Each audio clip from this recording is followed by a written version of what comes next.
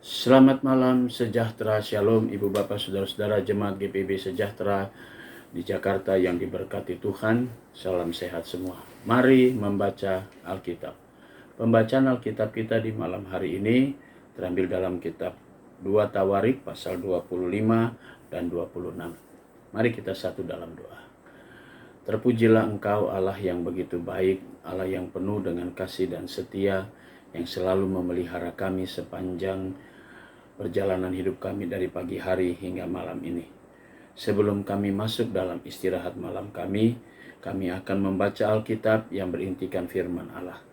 Beri kami kekuatan kuasa Roh Kudus-Mu di dalam kami membaca Alkitab malam ini, sehingga kami semua benar-benar fokus dalam pembacaan Alkitab.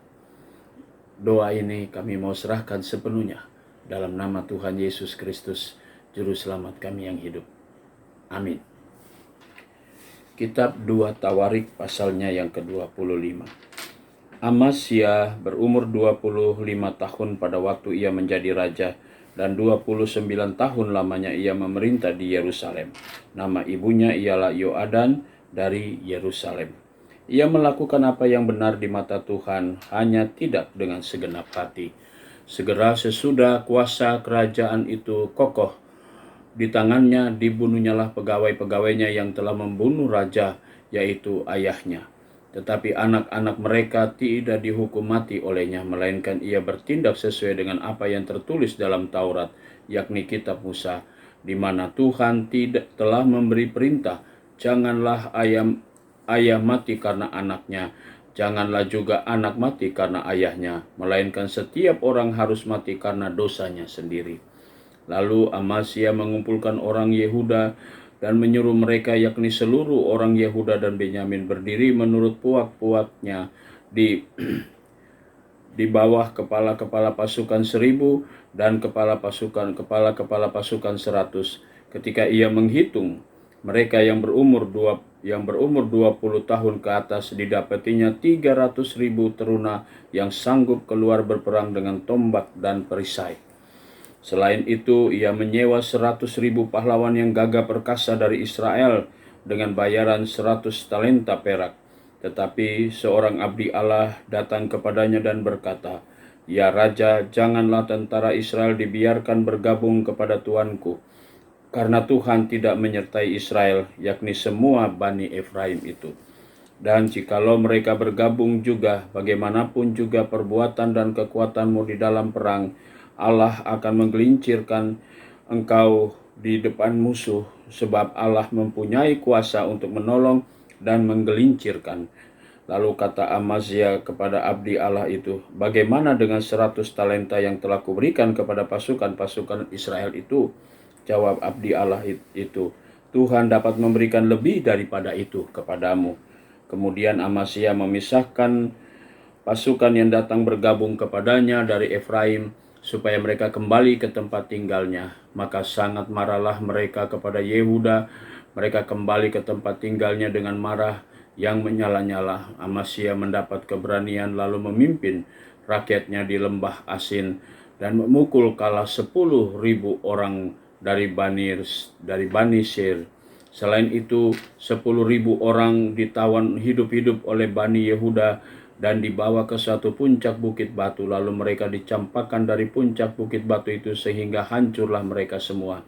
Tetapi orang-orang dari pasukan yang dipulangkan Amasya dan yang tidak diperbolehkan ikut berperang dengan dia menyerbu kota-kota di Yehuda dari jurusan Samaria sampai ke Bet Horon, dan menewaskan 3.000 orang penduduknya dan merampas banyak jarahan. Ketika Amasya kembali setelah mengalahkan orang-orang Edom itu, ia mendirikan para allah Bani Seir yang dibawanya pulang sebagai allahnya. Ia sujud menyembah kepada allah-allah itu dan membakar korban untuk mereka. Maka bangkitlah murka Tuhan terhadap Amasya. Ia menyuruh seorang nabi kepadanya dan berkata, "Mengapakah engkau mencari Allah sesuatu bangsa yang tidak dapat melepaskan bangsanya sendiri dari tanganmu?" Waktu nabi sedang berbicara, berkatalah Amasya kepadanya, "Apakah kami telah mengangkat engkau menjadi penasehat raja? Diamlah, apakah engkau mau dibunuh?" Lalu diamlah nabi itu setelah berkata, "Sekarang aku tahu bahwa Allah telah menentukan dan akan membinasakan engkau karena engkau telah berbuat hal ini dan tidak mendengar nasihatku." Kemudian Amasya, Raja Yehuda mengadakan perundingan, lalu menyuruh orang kepada Yoas bin Yoahas bin Yehu, Raja Israel, mengatakan, "Mari kita mengadu tenaga." Tetapi Yoas, Raja Israel, menyuruh orang kepada Amasya, Raja Yehuda, mengatakan, "Onak yang di Gunung Libanon mengirim pesan kepada pohon aras yang di Gunung Libanon, bunyinya, 'Berikanlah anakmu perempuan kepada anakku laki-laki menjadi istrinya.' Tetapi binatang-binatang hutan yang ada di Gunung Libanon itu berjalan lewat dari sana lalu menginjak onak itu. Pikirmu engkau sudah mengalahkan Edom, sebab itu hatimu mengangkat-angkat dirimu untuk mendapat kehormatan. Sekarang tinggal saja di rumah. Untuk apa engkau menantang malapetaka sehingga engkau jatuh dan Yehuda bersama-sama dengan engkau?" Tetapi Amasya tidak mau mendengarkan, sebab hal itu telah ditetapkan Allah yang hendak menyerahkan mereka ke dalam tangan Yoas, karena mereka telah mencari Allah orang Edom. Sebab itu majulah Yoas, Raja Israel, lalu mengaduk tenagalah mereka ia dan Amasya, Raja Yehuda, di Bet-Shemesh, yang termasuk wilayah Yehuda. Yehuda terpukul kalah oleh Israel sehingga masing-masing lari dari kemahnya. Yoas, Raja Israel, menangkap Amasya, Raja Yehuda, anak Yoas bin Yoahas, di Bet-Shemesh. Lalu Yoas membawa dia ke Yerusalem. Ia membongkar tembok Yerusalem dari pintu gerbang Efraim sampai ke pintu gerbang sudut, 400 hasta panjangnya.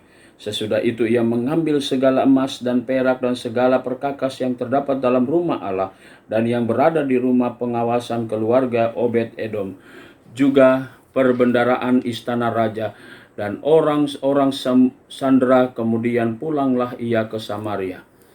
Amasya bin Yoas, Raja Yehuda, masih hidup 15 tahun lamanya sesudah Yoas bin Yoahas, Raja Israel, mati.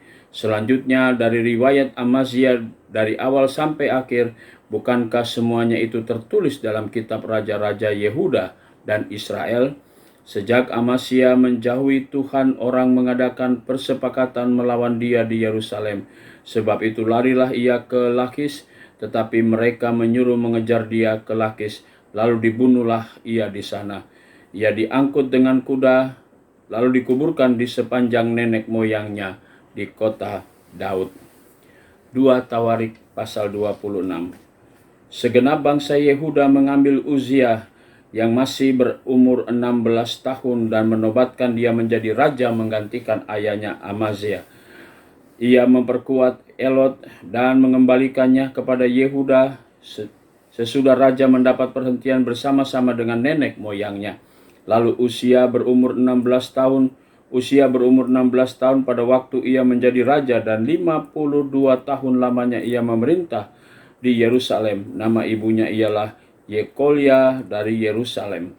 Ia melakukan apa yang benar-benar di mata Tuhan, tepat seperti yang dilakukan Amasya ayahnya.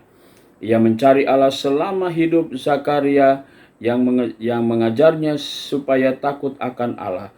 Dan selama ia mencari Tuhan, Allah membuat segala usahanya berhasil. Maka majulah ia berperang melawan orang-orang Filistin dan membongkar tembok Gad, Yabne, dan Asdod, lalu mendirikan kota-kota di sekitar Asdod dan lain-lain wilayah orang Filistin. Allah menolongnya terhadap orang-orang Filistin dan terhadap orang Arab yang tinggal di Gurbaal dan terhadap orang Meunim. Orang-orang Amon membayar seperti kepada orang-orang Amon membayar upeti kepada Uzia, namanya termasyhur sampai ke Mesir karena kekuatannya yang besar. Uzia mendirikan menara di Yerusalem di atas pintu gerbang sudut, di atas pintu gerbang lebak, dan di atas penjuru, serta mengokohkannya. Ia mendirikan juga menara-menara di padang gurun dan menggali banyak sumur karena banyak ternaknya baik di dataran rendah maupun di dataran tinggi. Juga ia mempunyai petani-petani dan penjaga-penjaga kebun anggur di gunung-gunung dan di tanah yang subur karena ia suka pada pertanian. Selain itu Uzia mempunyai tentara yang sanggup berperang, yang maju berperang dengan laskar-laskar menurut jumlah anak buah yang dicatat oleh panitera Yeiel dan penata usaha Maaseah di bawah pimpinan Hananya, salah seorang panglima raja. Kepala-kepala puak pahlawan-pahlawan yang gagah perkasa itu seluruhnya berjumlah 2.600 orang. Di bawah pimpinan mereka terdapat satu bala tentara terdiri dari 307.500 orang yang gagah perkasa dalam berperang untuk membantu raja dalam menghadapi musuh. Uzia memperlengkapi seluruh tentara itu dengan perisai, tombak, ketopang, baju zirah, busur, dan batu umban. Ia membuat raja di Yerusalem alat-alat perang, ciptaan seorang ahli yang dapat menembakkan anak panah dan batu besar untuk ditempatkan di atas menara-menara dan penjuru-penjuru. Nama raja itu termasyur sampai ke negeri yang jauh karena ia ditopang dengan ajaib sehingga menjadi kuat. Setelah menjadi kuat, ia menjadi tinggi hati sehingga ia melakukan hal yang merusak. Ia berubah setia kepada Tuhan Allahnya dan memasuki bait Tuhan untuk membakar ukupan di atas mezbah pembakaran ukupan.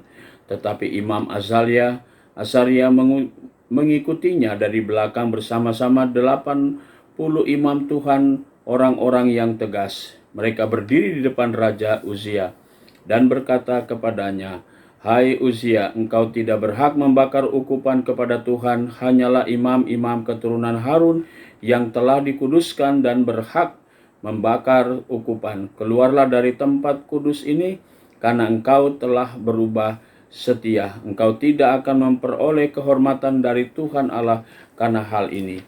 Tetapi Uzia dengan bokor ukupan di tangannya untuk dibakar menjadi marah. Sementara amarahnya meluap terhadap para imam, timbullah penyakit kusta pada dahinya di hadapan yang para imam di rumah Tuhan dekat mezbah pembakaran ukupan. Imam kepala Azaria dan semua imam lainnya memandang kepadanya dan sesungguhnya ia sakit kusta pada dahinya. Cepat-cepat mereka mengusirnya dari sana dan ia sendiri tergesa-gesa keluar karena Tuhan telah menimpakan tulah kepadanya.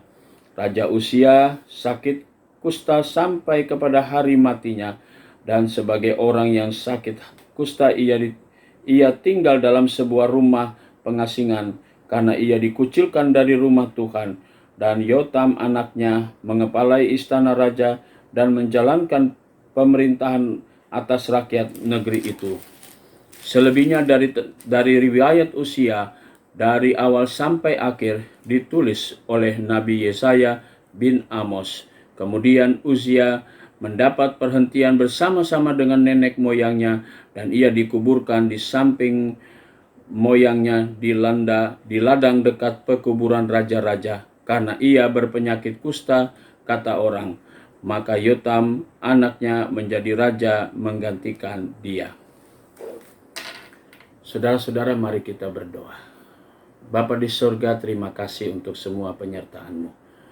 Malam menjadi bagian bagi kami untuk memasuki tidur malam kami. Karuniakanlah kepada kami semua perlindungan-Mu, pemeliharaanmu, sehingga besok pagi kami boleh bangun kembali, kami boleh bersama-sama dengan umat kepunyaan Tuhan beribadah di rumah Tuhan. Terima kasih Tuhan Yesus. Kami juga berdoa untuk jemaat GPB Sejahtera di Jakarta, tiap keluarga, tiap pribadi. Inilah doa syukur ya Tuhan, kami serahkan semuanya dan kami alaskan dalam nama Tuhan Yesus Kristus yang adalah Tuhan dan Juru Selamat kami yang hidup. Kami sudah berdoa dan mengucap syukur kepada Bapa di sorga. Amin. Selamat malam, selamat beristirahat, Tuhan memberkati saudara.